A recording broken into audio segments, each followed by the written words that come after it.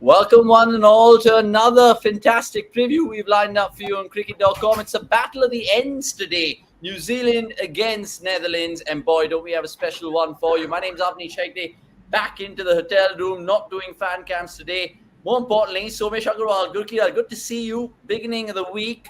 Talk to me, Som. How happy are you after last night's win? Very happy. I was slightly relieved as well after the start that we got. Anirudh Suresh here was going bonkers, and I was like, कि यार आज तो मेरे को उसे sledge करना था. But I mean, I'm in a position of me having to hide my face instead. But then, of course, as always, ODI India inevitably needs Kohli to shine. But it was KL Rahul's moment.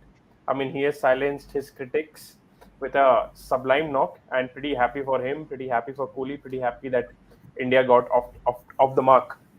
Yeah, and I think you guys broke it down really, really well in that post-match review. So you guys can hear Gurkirat and Somesh's thoughts about India, Australia, and how it all really fizzled out. Gurkirat, how are you, my friend? Are you looking forward to this Monday game, Netherlands versus New Zealand? Is there an upset on the cards, or is that wishful thinking?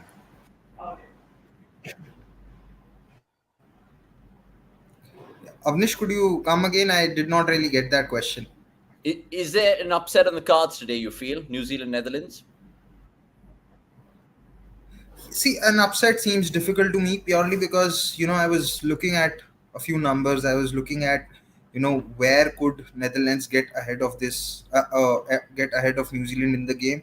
And I really couldn't find anything. I mean, for starters, there's a good possibility that Netherlands will go in with a low scoring formation. Uh-oh.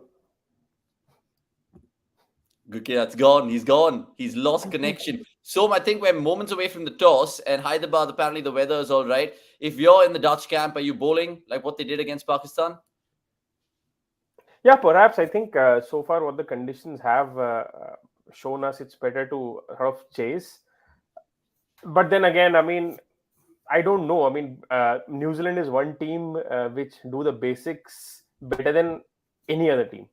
So, I mean, yesterday I was discussing this with one of our colleagues that when was the last time New Zealand had an upset? And all we could think of was the Champions Trophy game against Bangladesh, because of which Bangladesh went to the semis. But I mean, losing to Bangladesh in 2017, I don't know, it's as big an upset as perhaps anyone would think. But you really have to scratch your head to think of call out a proper New Zealand upset in a big competition. So these, like I said, they are the team who really do the basics all right. Okay, two gun players, of course, and I'll try to get Gurkirat back into the scheme of things because he's our gun player. Lockie Ferguson and Kane Williamson missed the first game. I think Kane will sit out for this one as well. It's all right, right? Still early days in the tournament, Gurkirat, for the Black Cap, so they won't really miss him much. Yeah, I mean, they can do without Williamson in this game. They could probably do without Lockie also. I don't think that it's going to make a huge difference if they play Ish Sodhi in place of Lockie Ferguson, because if they do play Ish Sodhi, I feel they'll also be more confident about playing him in the next game, that would be versus Bangladesh in Chennai. And if the pitch, what was yesterday, is anything to go by, if it's similar, you need Ish Sodhi to play that game. The earlier question that you were asking me, that if there could be any upset somewhere, I was just looking at some numbers. I mean, for all practical purposes, I think Netherlands will be going in with one left-hander, and that would be Vikramjit Singh. And he himself doesn't have great numbers versus left arm spin off. And there will be two options that New Zealand will have in Santner and Rachin Ravindra. Apart from that, Netherlands batters have not played Bolt before this, or Santner. And when they played versus Matt Henry in that series, he took wickets against them. So I'm really not sure where can Netherlands get ahead in this game. The only thing where I feel Netherlands might be able to have New Zealand in some sort of a fixes, if this turns out to be a if this turns out to be sort of a sticky pitch. I don't know. I don't think it's going to be like that. And if New Zealand batters start playing cross-batted shots and have a few played-ons and lose few wickets, I think then only Netherlands can get in the game. But otherwise, I really don't know where Netherlands are going to get ahead of New Zealand in this game, because a lot of bases have been covered on paper. And yeah, you really want someone to counter that threat of spin bowling in the middle overs. And Netherlands have also struggled against left arm pace. And when you struggle against left arm pace and you've not played Trent Bolt at all, just playing him for the first time could be a huge thing. Okay, I'll give you some breaking news because Scott Edwards, the Netherlands captain, have won the toss again and opted a field. So it's a similar modus operandi, Somesh. We'll tell you the teams in a bit, but do you think that's a good thing from a Dutch perspective, bowling first against the Kiwis? Yeah, I think like we discussed, so far all the games, what we have seen is it's better to chase. Even if you look at the game where South Africa scored the record total, Sri Lanka were in it. If a team with probably with 40 runs fewer in the first innings and a slightly stronger batting lineup, you never know that game was on. So I think that is going to be a trend, at least till the halfway stage of this tournament. After which maybe the pitches start to get a little baked, and maybe things change. But for now, I think slight positive for Netherlands, but the difference in class between the two teams is so drastic that it's going to be only a slight advantage and nothing big. And I like the point that you mentioned about New Zealand, just generally in their competition history. They're never going to be having any slip ups. Their clinical team as well. And we'll show you some stats, of course, heading into this game. But first and foremost, the points table, just so you guys have that clear, because it's still early days, like I said. Netherlands, of course, still seeking their first 2 points. New Zealand thumping England in their first game, thanks pretty much to Conway and Ravindra there. Now, speaking of which you'll see them in due course, but I want to ask you about Trent Bolt, Kirkirat, because you mentioned him right now, and I'll show you this stat. It's quite ridiculous. We spoke about Stark and how he's been brilliant in the 50-over format, but Trent Bolt is not behind him too much. Yeah, his quality is right there for everyone to see. It's evident. I mean, if you could talk of three or four, if you could talk of few pacers who can assure you wickets with the new ball in the power play, Bolt will be there, Stark will be there, there would be Shaheen. So yeah, the threat of Trent Bolt is always there with the new ball. And last game he showed something else, that if even if he doesn't get wickets with the new ball, which he did not, he could come back and deliver a tight spell.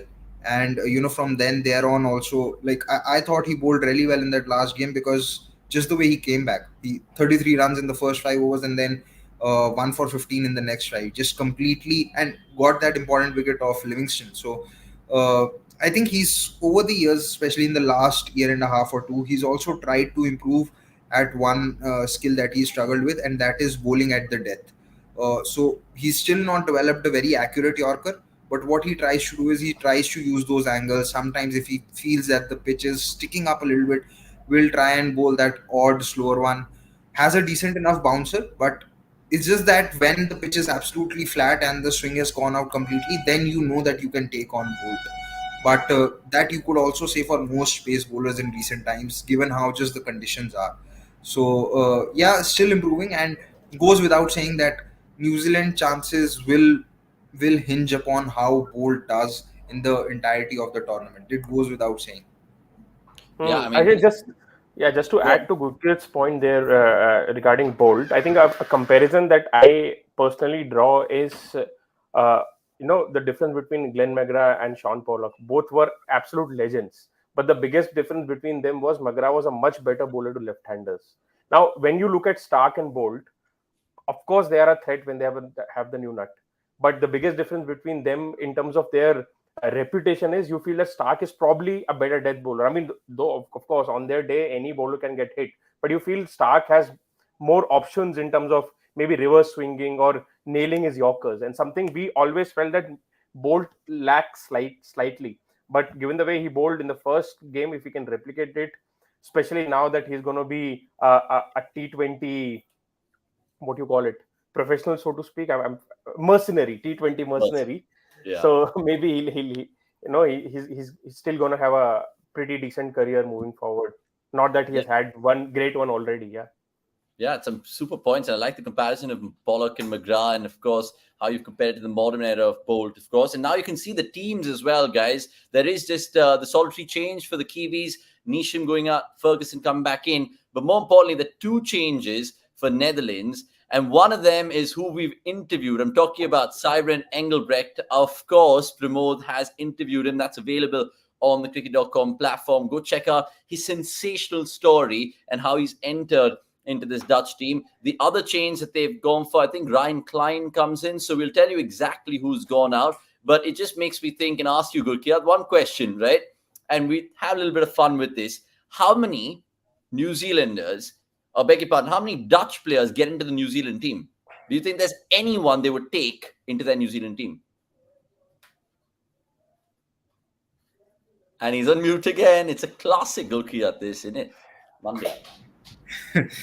Right now it seems difficult because the New Zealand team also has a lot of bases covered, and you see Ish Sodhi is not playing, and they are waiting for Williamson to get fit. So maybe not. I don't think right now, but uh, Bas Jalide is one all rounder which I think teams would like to have uh, if he continues his good work. Then, like I've spoken early on, Vikramjit Singh is a very good talent, especially when it comes to playing pace. I'm actually looking forward to the battle between Matt Henry and him, because he's been good versus both right arm pace and left arm pace, and when given any bit of room, he's just able to find those gaps on the offside. But the way Matt Henry bowled in that first game, where he did not allow any sort of width to David Malan. If he continues to bowl in that same channel, then Vikramjit will be in trouble. So that is one battle that I'm looking forward to see how Vikramjit plays against Matt Henry. Okay. By the way, keep your comments coming through. Hello to Sunny. And yes, couldn't find me. We were just around the periphery of the Chidambaram, but more fan cams on the way. And keep your comments coming through, because we're here for the next 20 minutes. We'll discuss the X Factor. We'll discuss, of course, some trivia and stuff. But so now we're going to see, of course, your player of the tournament again come to the fore, Devon Conway. Well picked, because he started off the tournament in sublime fashion. But I want to ask you, his partner in crime, Rachin Ravindra, is it just a matter of time that we'll see him in the IPL?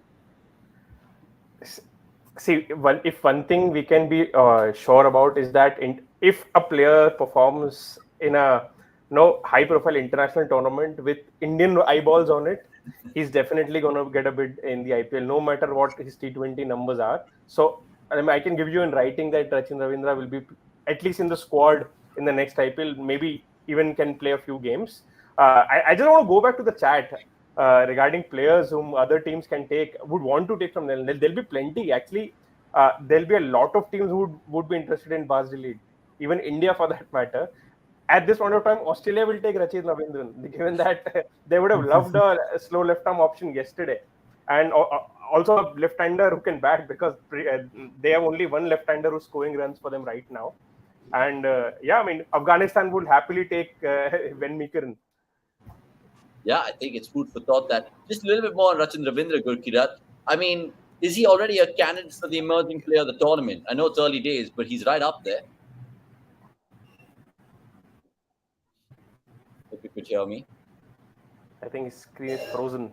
It's a Wi-Fi. It's just free Wi-Fi, which is down. Frozen in time.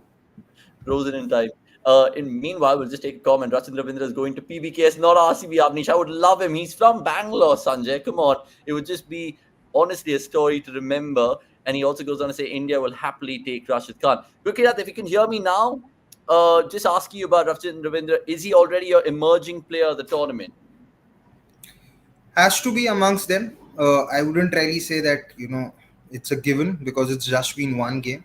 But yes, what I've liked about his batting is just the way he maintains his shape while going after pacers. There were a few shots even in that warm up game versus Pakistan, and then in that first game, where he just held the pose for the camera after hitting those shots. And whenever you see these players, you just realize that how technically correct or technically sound they might be. And one thing is that I've always felt, that if you are technically sound, then for you to adapt into other formats or or to a different style of playing, it becomes far more easier than when you are not.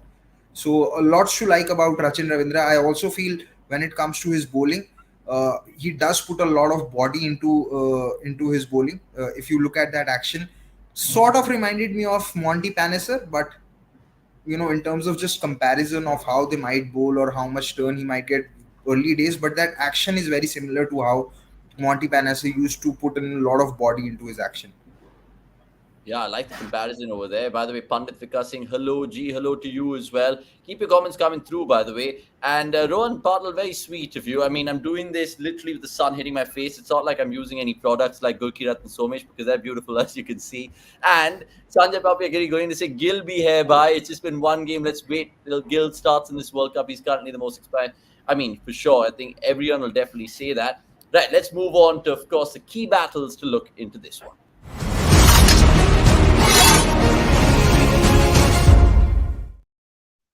Right, key battles then. And look, Som, we were discussing this in the previous Netherlands game. I asked Nix pretty much straight up, how are you going to get Babar Azam out? He said Aryan Dutt, and Aryan Dutt got him.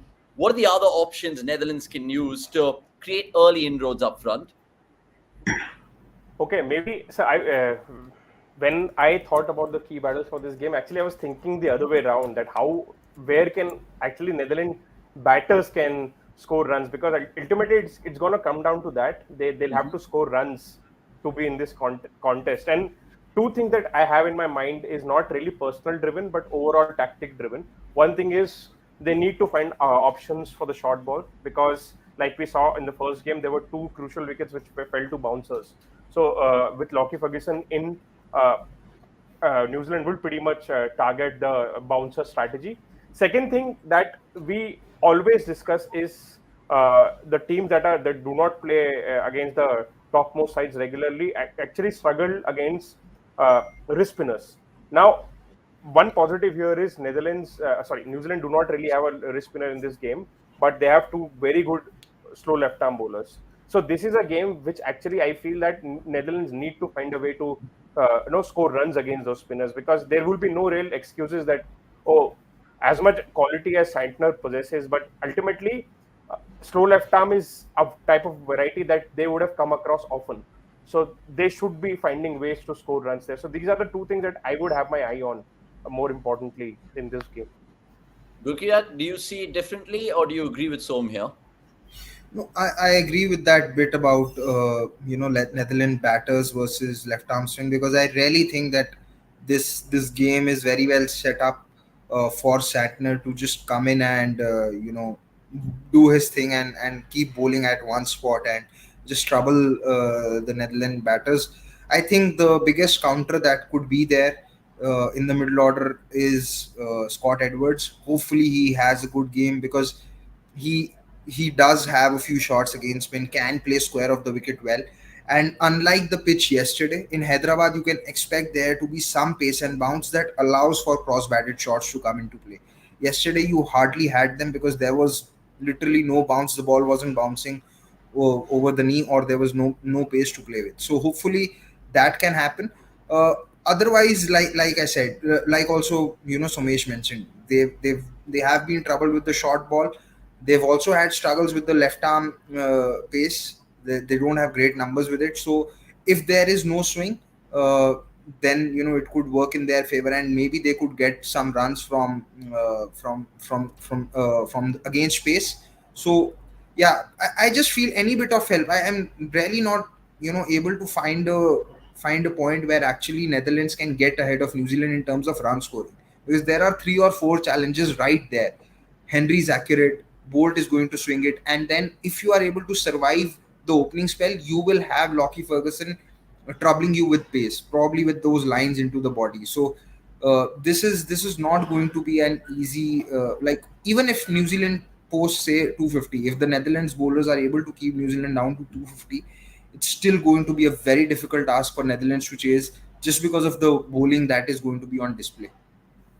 So how much can they restrict them to? Because Pakistan huffed and puffed to get to 280 odd, Som. Surely Netherlands will learn their lessons, given the fact that Pakistan actually backs against their wall, man. Yeah, true to an extent, but then again, it's tricky to call. When if you see the first game, they were therein for a better part of it, but then once they start losing wickets, they just lost steam. So with that in mind, I think ideally they would want to keep New Zealand under 240. But is that realistically possible? I'm not sure. Yeah, I mean, really, let's see how it goes for the Dutch over there, because surely they have something up their sleeve against any opposition in this World Cup. Let's, of course, talk about the X factors, but before that, some trivia in Did You Know?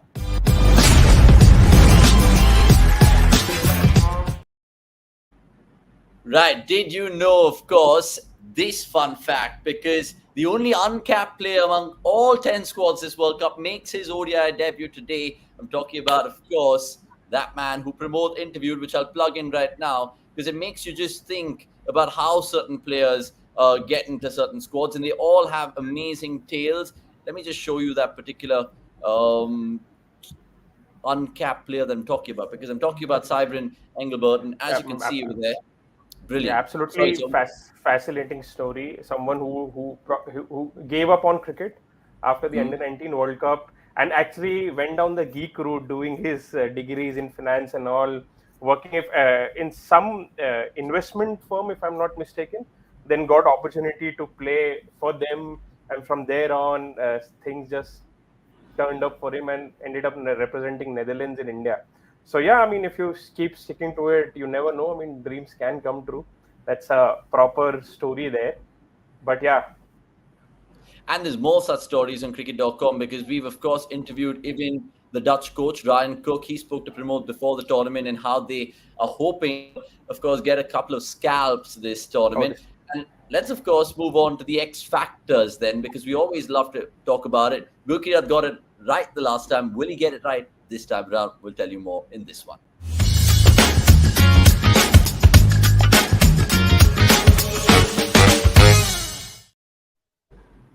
X factors. Let's not just state the obvious ones. I would probably put my money on a Dutch player today, and I would actually back the captain Scott Edwards, dude. Because look, he has to come good. I know he got an absolute jaffer from Huddersfield, which kept low. He couldn't do anything about it. But Gurkira, this man can bat. Look at the most runs in ODS since 2022. Remember, we're not considering the Cricket World Cup teams. Or beg your pardon, we are.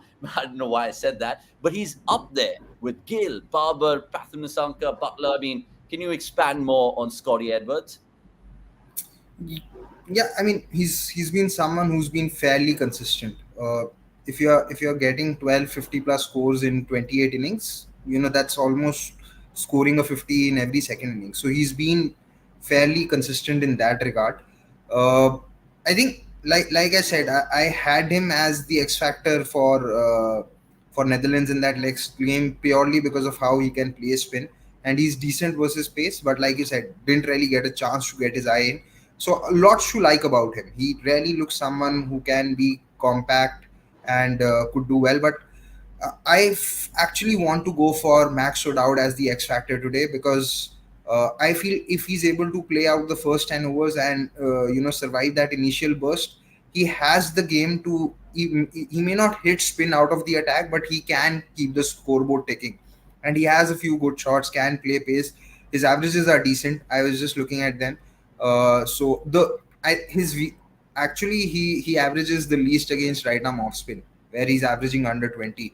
So on that regard, I feel Max O'Dowd could be that guy. Also has a lot of experience, so hopefully he could come good. Because like I've been saying, I think the biggest challenge for Netherlands today might sound like a broken record is how are they going to score those runs. So if Max O'Dowd can start off well, then he can make sure that the others who are coming in, Colin Ackerman, then Bas Jalide, they don't have as much pressure. Because in the last game, that's sort of what happened. There was a partnership, but then there was that instant collapse once again. So I want to go for Max O'Dowd today. Okay, I'm loving the variety over there. Right, we'll just give you a little bit of pitch report here, even though we're just reading it off the cricket.com live blog. Apparently, it's a black soil one. I don't know how that'll favor spin. I think it'll be definitely more conducive to spin. And the outfield in Hyderabad is always lightning. In fact, we'll take one comment, Som, about the pitch. So far, which pitch do you think has been sporting enough for everyone involved? I think for me, it has to be Hyderabad. There's been something for everyone. Do you concur, Som? yeah, I mean, but it's too low an end size to actually call it out. But so far, maybe yeah, we can say. I mean, maybe yeah, tend to agree with Sanjay. Uh, क्या बोलूं यार, Maybe Ahmedabad या Gurpreet wants to come in. Sorry, go on. He wants yeah. to chip in. Early call Fine. here. Early call here, though not a game has happened yet on that venue, but I think the most sporting pitch will be Pune because it has bounce, it has some turn, and once you've got your eye in, because it has true pace and bounce, as a batter you can score your runs, and the boundaries are not the biggest. So and Pune whenever matches have been there, there has been enough swing also on offer. No game has happened yet, but I am actually looking forward to Pune being the most sporting venue in that regard. And I think Pune's first game is that India versus Bangladesh game, of course, on the 19th of October. They do play host to other good games. New Zealand, South Africa comes to mind. England, Netherlands, of course, will be there. And, of course, not to forget Afghanistan, Sri Lanka. And if we have a repeat of what happened in the Asia Cup, it'll be fantastic. Love the comments coming through. Pratik Thakre, if you're new to the channel, please subscribe. We're going stronger every day, getting subscribers on ground and, of course, online. On a true surface, what would be the best chance for the team to beat New Zealand? Seems like they would be tough to face on pitches like Lucknow and Chennai. So, you agree? I feel it's the other way around. Maybe they need to find options when they are playing in Lucknow and Chennai. Okay. Because the point is you can actually outscore them. That's one of, if you're playing against them on flat wickets, let's say Kolkata or even Bangalore, you potentially, there is an option for you to sort of score those 380, 370, which I mean might be out of their reach because let's be fair, I mean the New Zealand team lacks power hitters. Yeah, it's food for thought. By the way, who are you jinxing today, my friend Somesh? Because every time you pick X Factor, something happens. Yeah, actually, that's the reason maybe you did not care to ask me my X factors, but yeah, never mind. So, okay, I'll say positives pehle. So, I feel it's for Netherlands, like Gurpreet actually pointed out to a very good point. Vikramjit Singh is the only left-hander in their top 7, 8, if not the entire 11. So, he really needs to click today, given that New Zealand have two slow left-arm bowlers. Vikramjit Singh needs to bat deep. I think, see, this is where I always feel teams can be a little flexible. On a game like this, when you know that a left-hander can be crucial, they can even opt for not having him open. So that's one. Second is to actually beat a team like New Zealand, who are probably way stronger than Netherlands. You at times will rely on individual brilliance, and there is no other player than Bas de Leede to sort of provide that individual brilliance for Netherlands. So these are the two X factors. One of them being obvious in Bas de Leede. Third thing is, again, I was just thinking. I was discussing this with Pramod earlier, and who is a resident Netherlands expert, and we were actually thinking that this can be a good match to try and promote someone like Roelof van der Merwe, because 3 for Colin Ackerman is a spot too high. So you can sort of set the cat among the pigeons and try to do something fancy. You anyway have nothing to lose, but let's see if any of these things happen. But if either of them do, probably it'll be a good thing to watch. I hope you've not jinxed it, Som. But look, good calls there. Before I get your predictions, of course, cricket.com also provides all you guys in terms of the stats that you guys need to build your fantastic fantasy 11s for this one. Go and check it out, because I'll tell you what, for starters, we have gone for Bas de Leede and Ratan Ravindra to decide your fantasy fortunes. And as you can see, lots of great stats. We've gone for our suggested team. We've gone for our suggested informed players, captain, vice captain, amazing trivia on cricket.com. Right, gents, 318 is the average first inning score batting here in Hyderabad. What is your prediction? Gurkirat first and then Som. Black soil pitch, so might just have a little bit of turn or might be a little slower. So maybe, that average score, you'll have to sort of recalibrate it to 20 runs lesser. Could be in the same range as what the last game at this venue was, 290, 280 to 290, somewhere between 285. Okay. Greg's being bold. Som, do you agree with him? 320 plus? Yeah, 315 was the number that I had in mind as well. So I'm going to go with 315. Okay, and Netherlands not to win, right? No miracle today. Yeah. It's tough for you to say that, because if you know, and I won't say any more. Guys, thank you so much for your presence in this preview. It's been fantastic. Remember, the last time these two met in an ODI was 2022. And if you guys were Ross Taylor fans, you'd know because that was his farewell game. Since then, they've taken some big scalps in World Game. South Africa comes to mind. West Indies comes to mind. Can they, of course, add New Zealand to that list? Otherwise, it'll make for a saying, orange is the new black. That's all we have. We'll leave it there. Thanks for watching. It's a goodbye from us.